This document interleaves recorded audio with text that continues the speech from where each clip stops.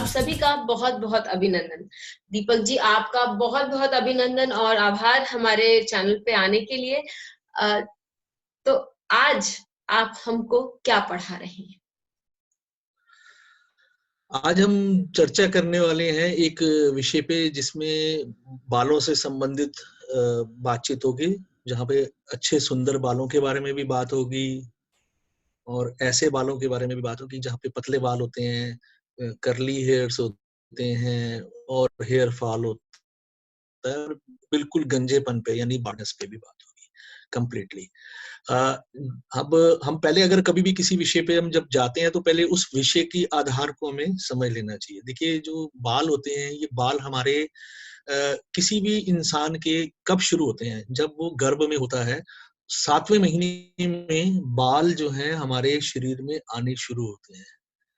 और इसीलिए बुध जो ग्रह है इसका कारक बताया गया है। और मंथली जब हम देखते हैं तो सप्तम माह जो होता है जब गर्भ का, उस समय बुध को अधिकार दिया गया है। जी।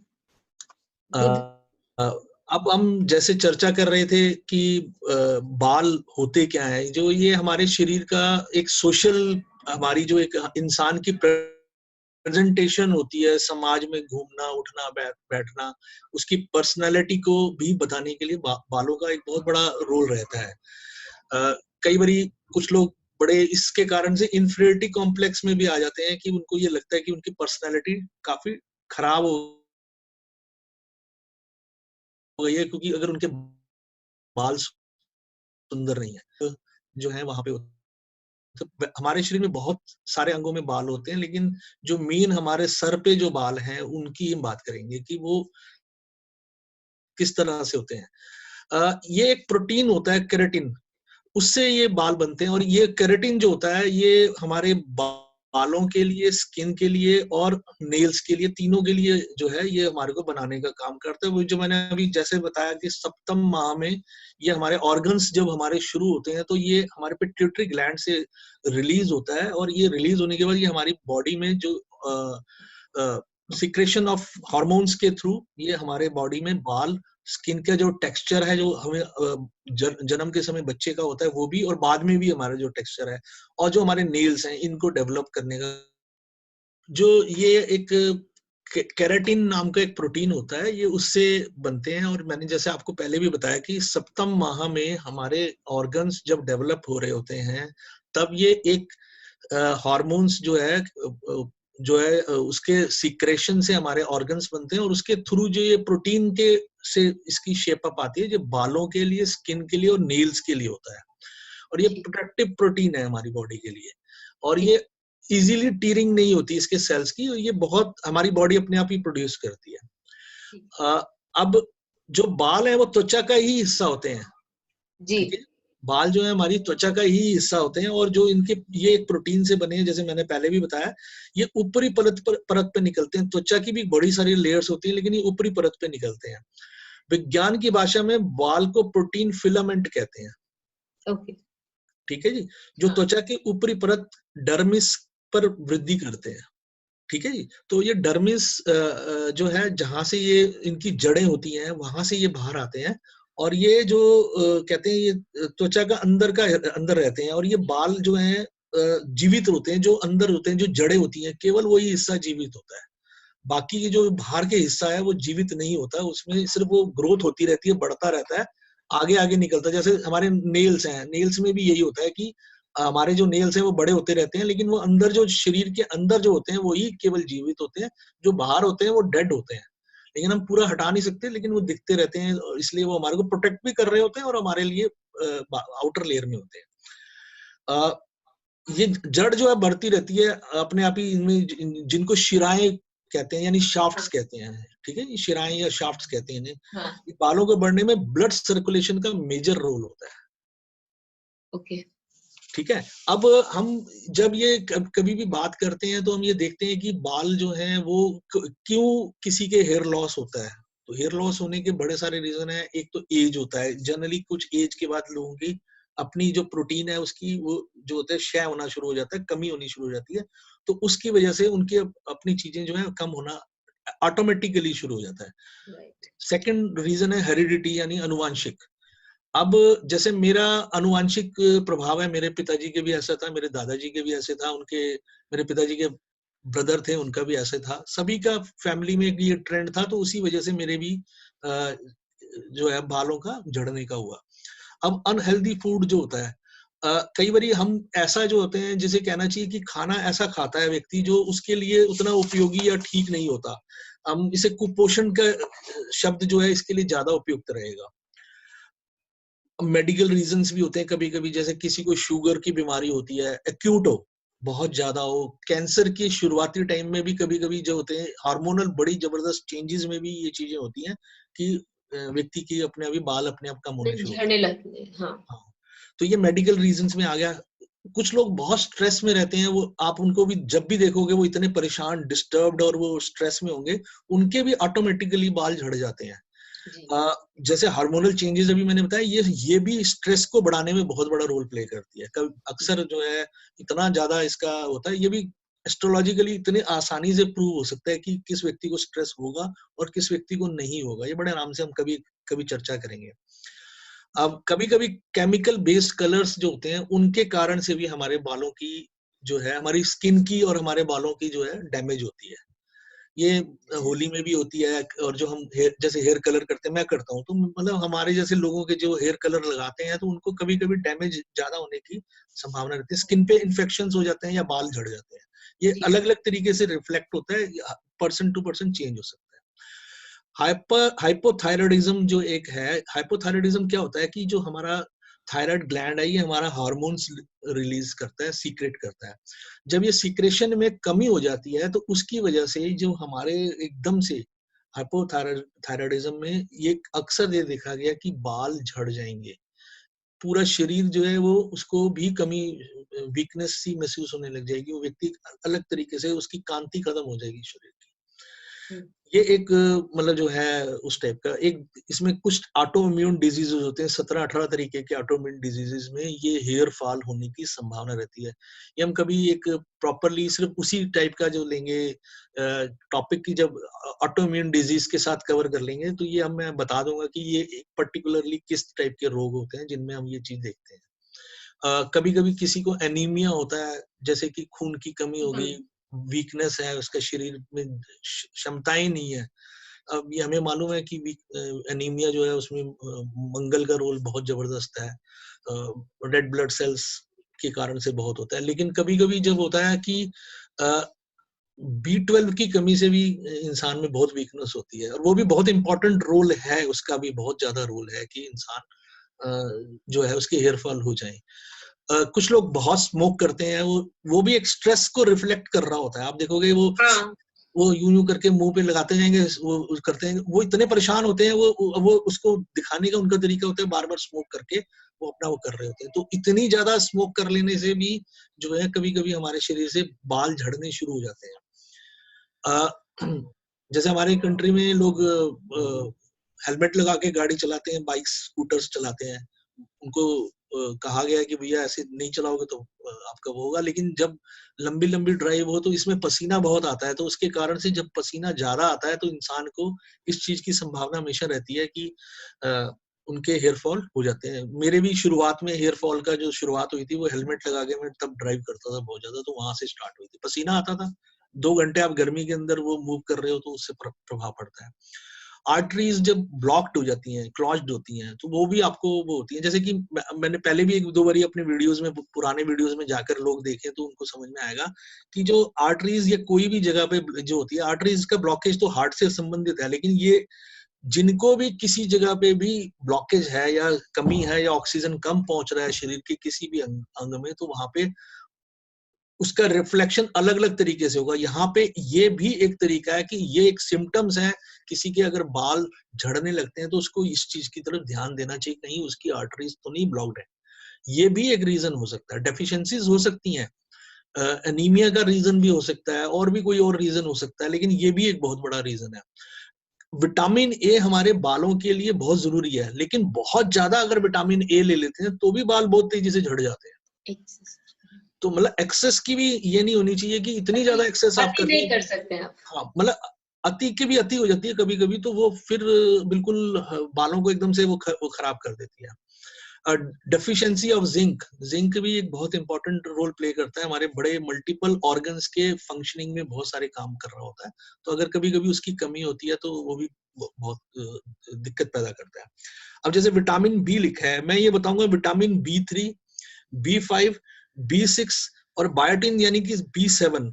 ये जो B7 है, बायोटिन जो होता है, ये हमारी आंतों में बनता है, ठीक है। तो इसकी कमी से भी ये बहुत कुछ होता है। विटामिन B12 जो है, मैंने अभी पहले भी एक जिक्र किया B12 के बारे में, क्योंकि व्हाइट ब्लड सेल्स जो होते हैं वो B12 से कनेक्टेड होते हैं।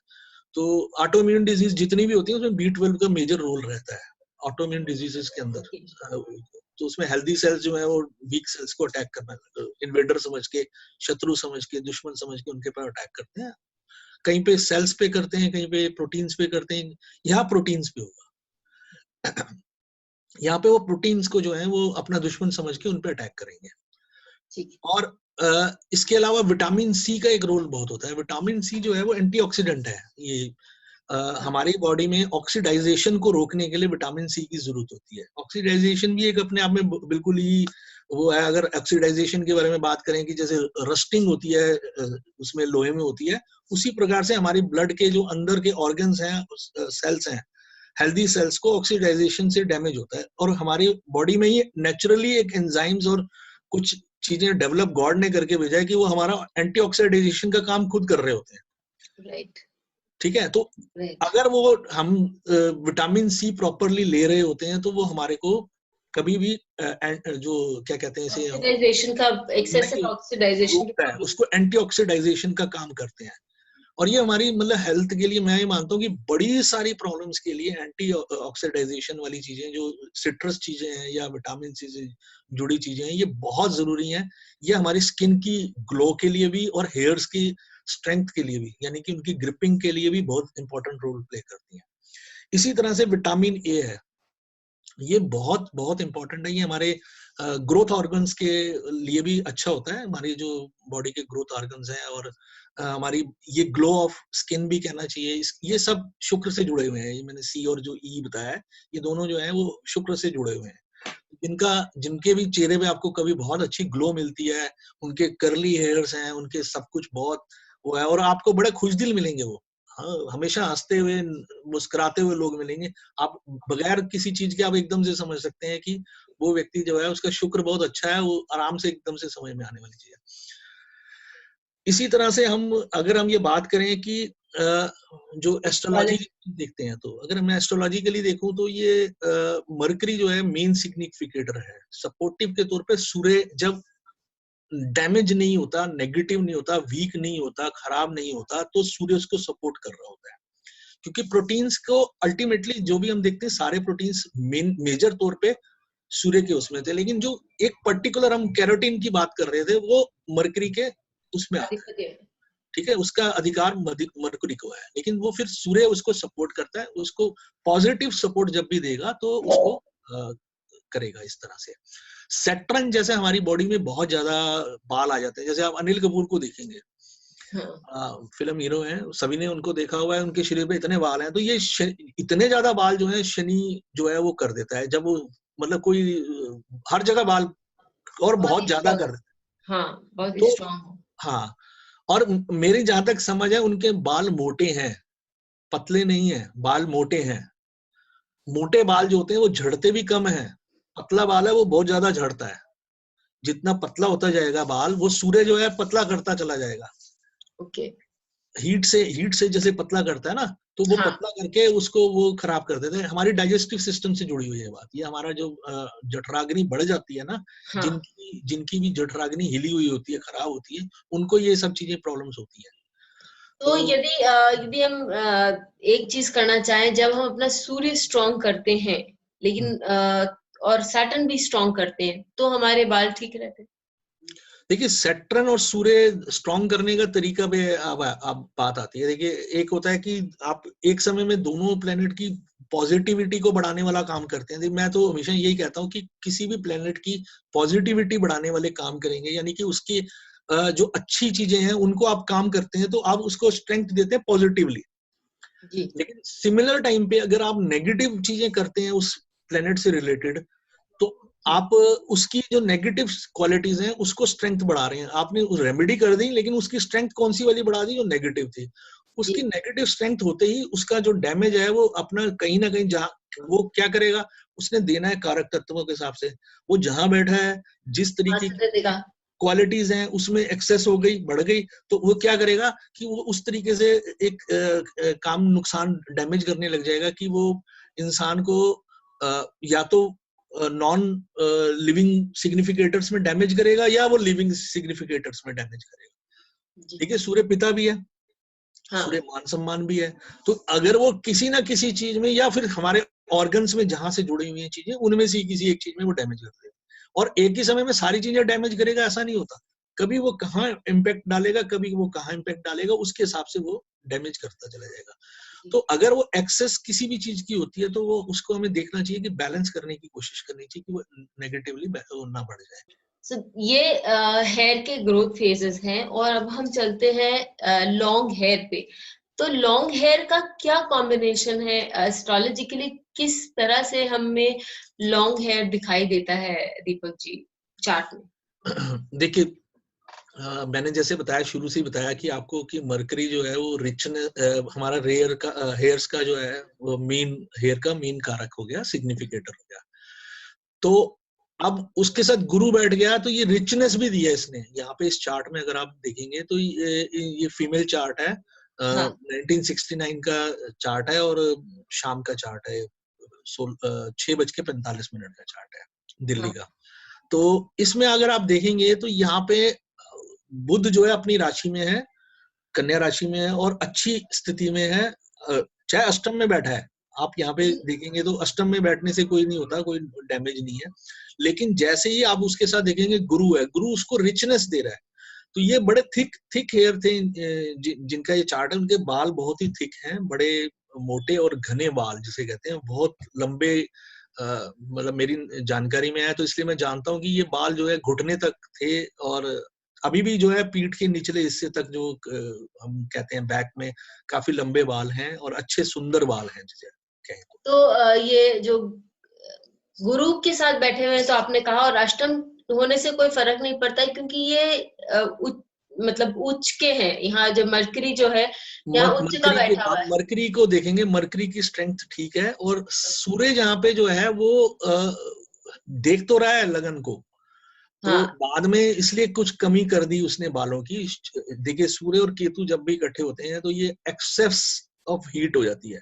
मतलब मैं तो इसको इस तरह से बताता हूँ कि जैसे रेगिस्तान में धूप जो हो, मई जून की धूप में अगर कोई रेगिस्तान में दोपहर में तेज निकले खड़ा हो तो उतनी अधिक हीट जो होती है वो ये हीट डेवलप हो जाती है। और ये है भी दीपक जी, देखा जाए तो वो है भी सिंह लग्न, सिंह राशि में, जो भी बहुत फायर ओरिएंटेड है। फायरी साइन में होने में तो एक्सेस हो गई, लेकिन ये वैसे भी अगर नहीं भी होता तो मैंने तो जितने चार्ट देखे हैं, कभी मैं आपको इसके ऊपर एक अलग से पूरा बताऊंगा कि ये क्या, इस इम्पैक्ट का क्या रिजल्ट होता है। आप हैरान हो जाएंगे कि ये पर्सनैलिटी की बहुत डीप और बढ़िया बात थी। लेकिन यहाँ पे अगर देखेंगे तो उसका जो है लेटर स्टेजेस में, क्योंकि हमारा इंसान की जो लाइफ में सर्कल घूमता है, तो हमारी जो बाद की एज जैसे जैसे बढ़ती आती है तो उसमें शनि का प्रभाव हमारे जीवन पे बढ़ जाता है। क्योंकि शनि हमें वीकनेस, स्लो डाउन, और वो कमजोर कर रहा होता है हमारे ऑर्गन्स को भी, हमारी हेल्थ को भी। और जैसे तभी कहते हैं ना कि शनि जो है रोग कारक है। तो जैसे जैसे एज बढ़ती जाती है तो उसमें उस चीज का प्रभाव बढ़ता चला जाता है। तो लेटर स्टेजेस में, क्योंकि शनि यहाँ पे वक्री है, वक्री होके वो गुरु और बुध को देख रहा है, तो वो डैमेज तो कर रहा है। उसने उसकी पहली जैसी स्ट्रेंथ नहीं रहने दी, क्योंकि जो यंग एज में जो उनकी बाल थे वो अराउंड मतलब घुटने तक के लंबे, पीछे बड़े, बहुत बड़े और बड़े सजीले बाल थे। हाँ, बहुत ज्यादा बढ़िया। जैसे आप फिल्म इंडस्ट्री के बड़ी बड़ी जो साउथ की हीरोइंस को देखते हो, जितने लंबे और घने बाल दिखाते हैं ना, और रियल में मैंने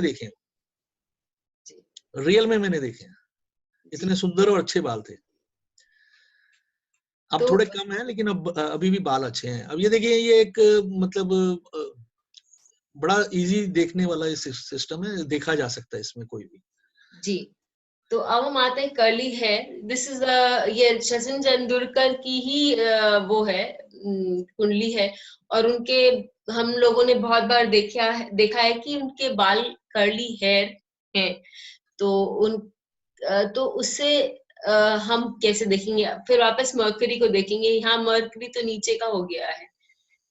देखिए, मरकरी जो है वो नीच का है। आप इसमें कर्ली हेयर्स में आप एक चीज का हमेशा ध्यान रखना। देखिए, इनके जिनके भी काले घने और घुंघराले बाल होते हैं, वो हमेशा शुक्र के कारण से होते हैं। ओके। शुक्र जो है ना, एक ग्लो का, सुंदरता का कारक ग्रह है। जिसकी भी बहुत सुंदर बाल हैं, और वो जैसे अभी पिछले चार्ट में भी शुक्र और चंद्रमा का कॉम्बिनेशन है। She is exceptionally beautiful lady, exceptionally, जैसे आप, मतलब मैं सच्ची बता रहा हूँ, बहुत ही सुंदर उनमें उनका जो था, ये आप देखेंगे यहाँ पे चंद्र हाँ की राशि में शुक्र और चंद्र का कॉम्बिनेशन है, तो वो बहुत ही सुंदर लेडी है। हाँ, तो ये कॉम्बिनेशन बताया भी जाता है सुंदरता का। हाँ, देखिए, वो चांद सा रोशन चेहरा जो गाना है, वो बिल्कुल फिट होता है कि वो चांद सा रोशन चेहरा, जो शुक्र जो है ना, ग्लो को बढ़ाता है, चंद्रमा की क्वालिटीज को रिफाइन करता है। शुक्र जिसके साथ बैठता है ना, अगर शुक्र अच्छा है, तो वो जिसके साथ बैठता है उसकी क्वालिटीज को रिफाइन कर देता है, किसी भी प्लेनेट के साथ हो। अगर वो उसकी अच्छाई को बढ़ाने में बहुत काम करता है। रिफाइनमेंट का काम भी जो है शुक्र के सिग्निफिकेटर में आता है। जो हमारी बॉडी में भी रिफाइन कर रहे होते हैं ना, रसों को निकालता जाता है, हम खाना खाते हैं, रस अलग करता जाता है, तो वो रिफाइनमेंट कहते हैं। तो वो सारी चीजें जो है शुक्र के अंदर आती है। तो यहाँ शुक्र बैठा है इनके सूर्य के साथ ना। सूर्य के साथ, जो हाँ, सूर्य दिग्बली होने के साथ साथ ऊंचे का भी है, अपने एग्जॉल्टेशन पॉइंट पे भी बैठे हुए हैं। आप यहाँ देखेंगे गुरु भी नीच का है और बुध भी नीच का है, लेकिन मंगल साथ में है, तो इसमें दृढ़ता इनके अंदर एक्सेप्शनली जबरदस्त दृढ़ता रही है। और ये बालों में, अब जब हम बात करेंगे, हमारा विषय आज सिर्फ बालों पे है, तो हम बात जब बालों पे कर रहे हैं, तो ये जो शुक्र और सूर्य के बीच में जो डिग्री का अंतर है, वो भी बहुत ज्यादा नहीं है। वो 4 डिग्री के करीब ही अंतर है। तो यहाँ पे शुक्र पूरी तरह अस्त है, लेकिन सूर्य के प्रभाव के कारण से बहुत बड़े लंबे बाल नहीं होंगे कभी भी इनके, रहेंगे छोटे छोटे से बाल, क्योंकि हीट ज्यादा हो गई। लेकिन करली क्वालिटी, क्योंकि शुक्र जो है वो अपने आप में बहुत ही मतलब सुंदरता देता है, तो बालों की जो है एक अलग से ग्लो, सुंदरता जो होती है, वो उसमें नजर आएगी। आप कई फिल्म इंडस्ट्रीज की जो हीरोइन होती हैं, उनका शुक्र उठा के देखेंगे तो आपको एकदम से समझ में आएगा कि उनके बालों में क्यों इतने सुंदर बाल थे। सुंदरता बालों की इससे देखेंगे, बालों की लंबाई और जो कहते हैं ना अच्छा लंबा होना, वो हम उससे देखेंगे। मरकरी से देखेंगे, बुध से और देखेंगे। एक बात और अत्यधिक, यहाँ कहना चाहूंगी दीपक जी, कि ये शुक्र जो है धर्म कर्माधिपति योग भी बनाता है। शुक्र भी बहुत स्ट्रांग है, क्योंकि दशमेश होकर वह नवम ग्रह में बैठा हुआ है। और मार्स जो डिस्पोजिटर है सन और वीनस दोनों का, सूर्य और शुक्र दोनों का, वो भी उच्च का है, उच्च का है। तो वो इम्पोर्टेंट है ना, वही इम्पोर्टेंट चीज हो जाती है, क्योंकि वो उच्च का है, तो वो उच्च का होके वो देख रहा है। लेकिन बहुत ज्यादा बाल कभी भी इनके जैसे बहुत लंबे लंबे बाल चाहेंगे तो नहीं बनेंगे, बाल रहेंगे छोटे। उसके पीछे रीजन ये है कि मंगल की दृष्टि लगन के ऊपर है। जब भी मंगल की दृष्टि लगन पे आ जाती है ना, तो थोड़ा से वो हीट बढ़ जाती है। सूर्य भी गर्म पूरा दे रहा है, सूर्य भी पूरी उसमें है, तो एनर्जेटिक तो ये बड़े जबरदस्त है। सूर्य उच्च का हो गया, मंगल उच्च का हो गया, तो उसी की वजह से ये सारा कुछ है। और ट्राइन में शनि आ गया, तो इनको अच्छी क्वालिटीज दे रखी है उसने अपनी ट्राइन के कारण से रिलेशनशिप में। ओके। तो ये बढ़िया उसका है। अब ये गंजेपन का आप चार्ट देख रहे हैं, मतलब जिसे हम बाल्डनेस कहते हैं, ये जैसे मेरे सिर पे बालों की कमी है, इनके भी है। ब्रूस विलिस है, बहुत ही फेमस एक्टर है हॉलीवुड के, और ये उनका चार्ट है। तो अब मतलब जब हमको बॉल्डनेस देखना है, ऐसा की क्या कॉम्बिनेशन है, तो कैसे देखेंगे? देखिए, अब यहाँ पे अगर हम देख रहे हैं कि अगर किसी भी चार्ट में, मैंने पहले भी बताया कि अगर सूर्य की स्थिति खराब हो जाती है, देखिए हमारे ना डाइजेस्टिव सिस्टम जो है, ये हमारे अंदर बॉडी में, देखिए इनका भी चंद्रमा और शुक्र इकट्ठे हैं। आप इनके चेहरे को देखोगे तो इनके चेहरे में एक अलग ही चमक है, कांति है। बहुत ही प्यारी। जो कहते हैं चंद्रमा को भी बहुत बहुत प्रैक्टिकल आदमी होंगे ये रियल लाइफ में, ये लेस इमोशनल मोस्ट प्रैक्टिकल बंदों में से होंगे। लेकिन जो बात सबसे बड़ी है वो इम्पोर्टेंट बात यही है कि इस व्यक्ति का अगर आप कभी नोटिस करेंगे तो ये व्यक्ति जो है, क्योंकि सूर्य जो है शनि द्वारा दृष्ट होने वाला है, क्योंकि शनि वक्री है, वक्री होके शनि लगन में आएगा और सूर्य को देखेगा, और पहले ही डाइजेस्टिव सिस्टम जहां हमारा जो होता है 5th हाउस, उसको आप देखते हैं तो 5th हाउस में आप नोटिस करेंगे तो वहां 2 जलीय ग्रह बैठे हैं, तो डाइजेस्टिव सिस्टम वीक है, और सूर्य अपने आप में भी जलीय राशि में बैठा है, तो डाइजेस्टिव सिस्टम वीक है। तो जब डाइजेशन वीक होता है तो ये प्रकार की समस्याएं होने की संभावना बहुत ज्यादा होती है। हमारा डाइजेशन जो है अगर कभी भी वीक होता है तो हमारे उसकी रिफ्लेक्शन अलग अलग आदमी पे अलग अलग तरीके से होती है। तो यहाँ पे इनके बालों में क्योंकि शनि और सूर्य की दृष्टि हुई तो ये किसी की आंखों को वीक कर देगा, कैल्शियम की कमी करेगा, विटामिन डी भी कभी कभी कम होता है। तो आपको मैं बताता हूँ कि जिन लोगों को विटामिन डी की कमी हो जाती है तो उनको सिर पे बहुत ज्यादा पसीने आते हैं, और जब पसीने ज्यादा आते हैं तो बाल झड़ जाते हैं। जी। ये बहुत ही यहाँ पर सूर्य मांदी और गुलिका दोनों से ग्रस्त भी है। मांदी गुलिका से भी है, लेकिन मैं मांदी और गुलिका को ज्यादा नहीं देखता हूँ। मैं तो बिल्कुल जो अपने 9 ग्रह हैं, केवल 9 ग्रहों तक ही, यूरेनस नेपच्यून कुछ नहीं और देखता, मैं वहीं तक देख के उस पर चर्चा करता हूँ। मेरी तो सारी टोटल वहीं तक रहती है।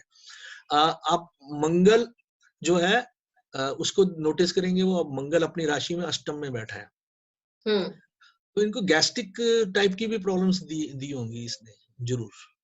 जी। शनि गुरु और बुध जो है ये ट्राइन में है, केतु साथ में ट्राइन में, केतु कहीं पे भी जुड़ जाता है कभी भी तो वो भी केतु भी डैमेज कर जाता है उसको, बालों को, क्योंकि केतु जो है वो कमी करने का काम करता है, लिमिट्स करता है।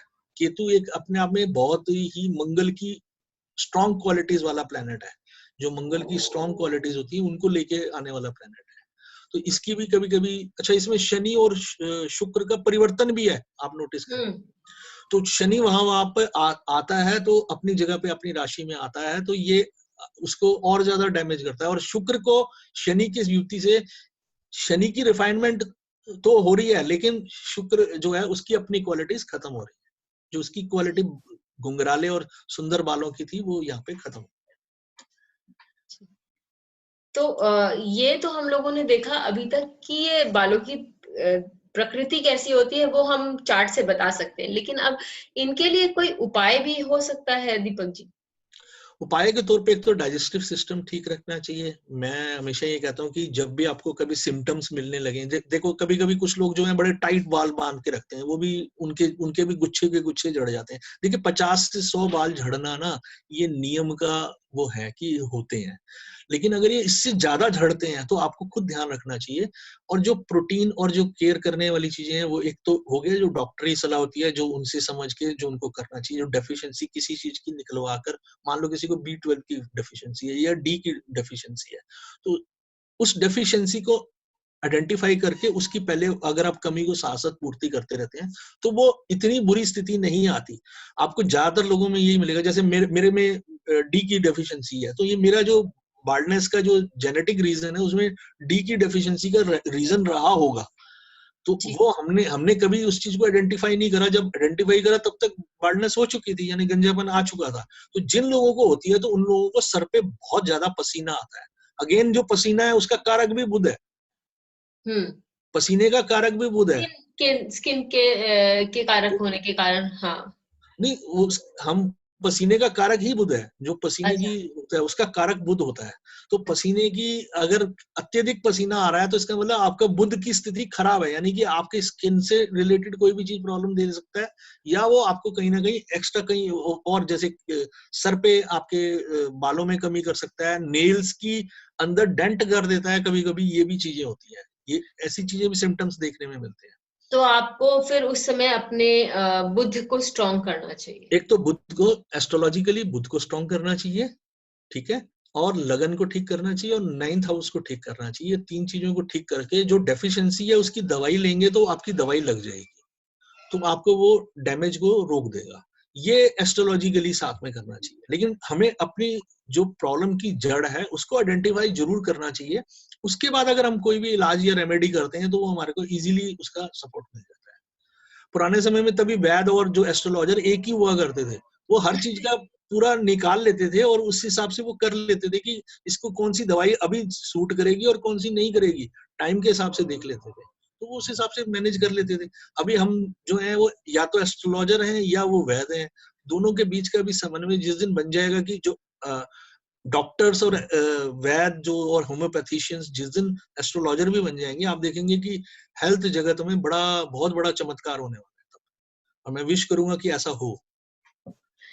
इसी शुभ विचार के साथ हम विदा लेते हैं और दीपक जी अगली बार फिर मिलेंगे एक नए टॉपिक के साथ। तब तक के लिए बहुत बहुत धन्यवाद। आप सबसे ये निवेदन है कि यदि आपको यह अच्छा लगा हो तो जरूर शेयर करें, क्या पता किसके काम आ जाए। इसी के साथ दीपक जी बहुत